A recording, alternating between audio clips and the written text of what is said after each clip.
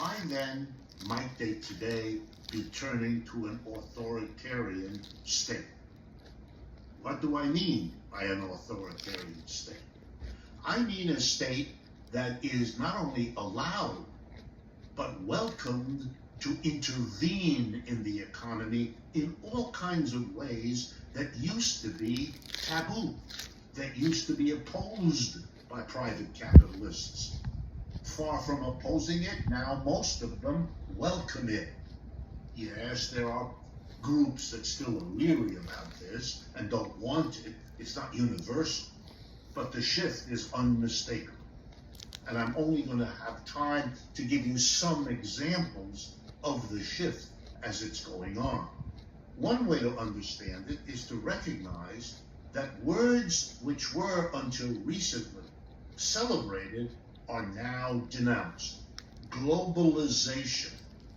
We were told from the 1960s onward that as corporations expanded around the world, they could become more efficient.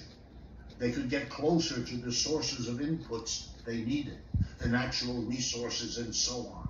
They could take advantage of lower wages to cheapen the prices of things we here in the United States or Western Europe or Japan consume, and so on.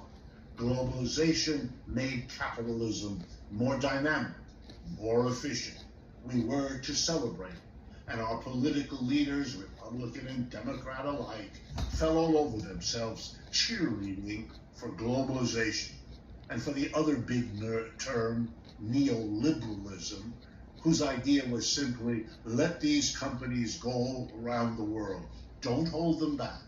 Don't limit them. Don't regulate them. Let them go. Notice again, laissez-faire. Let them go. Let the private folks do what they want. The government should keep out of it.